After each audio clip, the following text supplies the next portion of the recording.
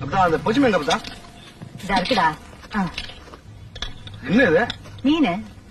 ஏன்பதா மீன் பெரும்புறம் திண்டா போட்டு நல்லா மொழா மசலாம் தலை விசக்கி பொடிச்சு வைப்பில்ல அப்படி பண்ணி வைக்க முடியாது. இது விலை பல்ல வச்சுக்கிட்டு இருக்கு. எவன்மா இதை